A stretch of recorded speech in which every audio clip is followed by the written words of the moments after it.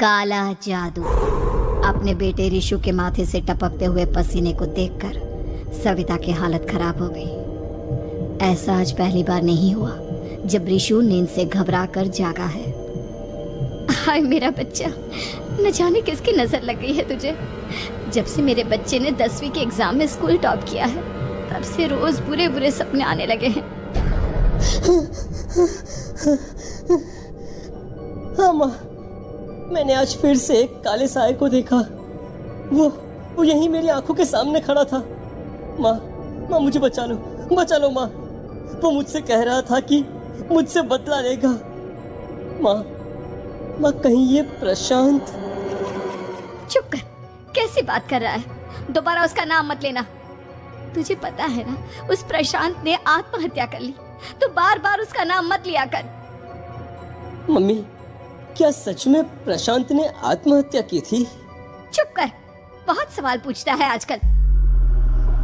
और फिर रात के वक्त सविता के पूरे घर में एक अजीब सा काला धुआं छाने लगा।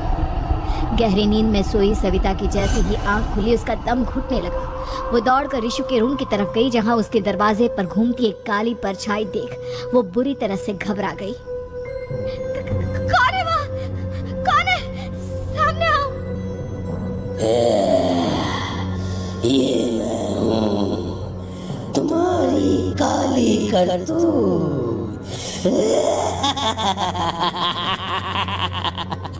और अब मैं तुम्हारे बेटे को ले जाने आया हूँ। नहीं, मेरे बच्चे को छोड़ दो प्लीज। मेरे रिशु को कुछ मत करना। वो परछाई रिशु के कमरे में घुस जाती है। सविता भी उसके पीछे पीछे दौड़कर जाती है और देखती है कि अब वो साया साफ नजर आ रहा था। वो सर से पैर तक खून में सना हुआ था और उसके शरीर के सारे अंग कटे फटे हैं। क्या चाहिए तुम्हें? तुम जो बोलोगे मैं करूंगी, लेकिन मेरे रिशु को छोड़ दो। उस परछाई ने रिशु को गर्दन से पकड़कर दीवार के सहारे हवा में उछाल दिया। रिशु जोर जोर से चिल्लाने लगा। माँ बचाओ मुझे, बचा लो माँ, ये मुझे मार डालेगा। माँ मुझे बचा लो माँ। नहीं, ऐसा मत करो। मुझे मार दो लेकिन मेरे बच्चे को छोड़ दो। मैं तुम्हारे आगे हाथ जोड़ती हूँ। वो परछाई रिशु को जमीन पर गिरा देती है और अचानक वहां से गायब हो जाती है। रिशु, मेरा बच्चा, तू ठीक तो है ना? कुछ बोल बेटा, क्या हुआ है तुझे? मैं ठीक हूँ माँ। क्या हुआ था यहाँ पर? कुछ नहीं बेटा, कुछ नहीं। तू परेशान मत हो। हम कल ही गांव के बाहर जो तांत्रिक महाराज रहते हैं उनके पास चलेंगे। ठीक है माँ, हम जल्द ही उनके पास चलेंगे। मुझे बहुत डर लग रहा है माँ।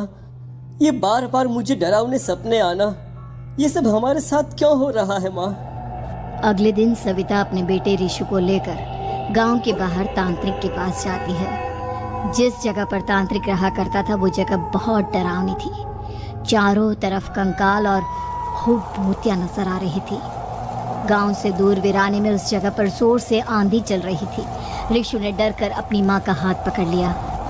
माँ मुझे बहुत डर लग रहा है। ये कैसी जगह है? देख बेटा, हमारे साथ जो कुछ भी हो रहा है उसका इलाज सिर्फ और सिर्फ ये तांत्रिक महाराज ही बता सकते हैं। अब यही है जो हमें प्रॉब्लम से बाहर निकाल सकते हैं।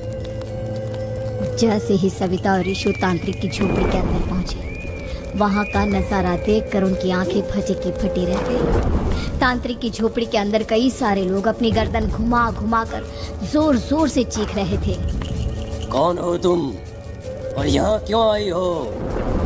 महाराज, मेरे बेटे को कुछ दिनों से एक डरावनी काली परछाई नजर आती है और कल रात उसने मेरे बेटे पर हमला भी कर दिया।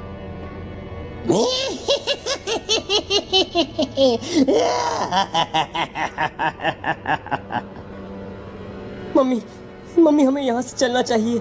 ये जगह मुझे ठीक नहीं लगती। नहीं बेटा, ऐसा नहीं कहते। रुक जाओ, 2 मिनट के लिए रुक जाओ। क्या कहा? काली परछाई? तुम्हारे बेटे पर किसी काली परछाई ने हमला किया? हाँ महाराज, वो कह रही थी कि वो मेरे बेटे को कुछ कर देगी। कोई उपाय बताइए महाराज, मेरे बेटे के साथ कुछ गलत नहीं होना चाहिए। तुमने किसी दूसरे के साथ गलत किया है। तो तुम्हारे साथ भी गलत होकर ही रहेगा। तुमने किसी की जान ली है, किसी को मार डाला है तुमने। नहीं महाराज, मैंने ऐसा कुछ नहीं किया। मैंने किसी की जान नहीं ली। मुझे कोई उपाय बताइए। लगता है तुम इतनी आसानी से नहीं मानोगी। मैं तुम्हें अभी उस काली परछाई से मिलवा देता हूँ और वही सारा सच तुम्हारे सामने लेकर आएगा। सविता और ऋषु ने डर के मारे अपनी आंखें बंद कर ली। तभी अचानक तांत्रिक की झोपड़ी में अजीबोगरीब आवाजें गूंजने लगी। सविता और ऋषु बुरी तरह से कांप रहे थे। आंखें खोलो और अपने सामने देखो। क्या यही है वो जिससे तुम कल रात को मिली थी? बताओ मुझे। हाँ, इसने कल रात मेरे बेटे के ऊपर हमला किया था। ये उसी लड़के की भटकती हुई आत्मा है जिसे कुछ दिन पहले तुमने मार डाला था। मम्मी ये महाराज क्या कह रहे हैं? क्या सच में आपने किसी की जान ली है, किसी को मार डाला है? अगर हाँ तो बताइए ना मम्मी, किसको मारा है आपने? किसको? तुम्हारी माँ इतनी आसानी से सच नहीं बताएगी बेटा। इसने एक बच्चे की जान ली है। कहीं उसका नाम प्रशांत तो नहीं महाराज? वो मेरा दोस्त है, मेरा मतलब मेरा पड़ोसी है। सही पहचाना। देखा सविता, तुम्हारा खुद का बेटा भी जानता है कि तुमने किसी के प्राणों की बलि चढ़ा दी और इसीलिए अब उसकी बुरी आत्मा तुम्हारे घर में भटकती है। मुझे माफ कर दीजिए महाराज, मुझसे बहुत बड़ी गलती हो गई। प्रशांत हमारे पड़ोसी का बेटा था। हर बार उसके नंबर मेरे बेटे से ज्यादा आते थे और इसलिए मैंने उसके कमरे के बाहर काला जादू किया था, पर मुझे नहीं पता था कि वो मर जाएगा। तुम्हारे उसी काले जादू वाली गुड़िया के अंदर एक बुरी आत्मा थी जिसने उस बच्चे के दिमाग पर बुरा असर कर दिया और उसी की वजह से उस लड़के ने अपनी बालकनी से कूदकर आत्महत्या कर ली। इसकी वजह सिर्फ और सिर्फ तुम हो, तुम।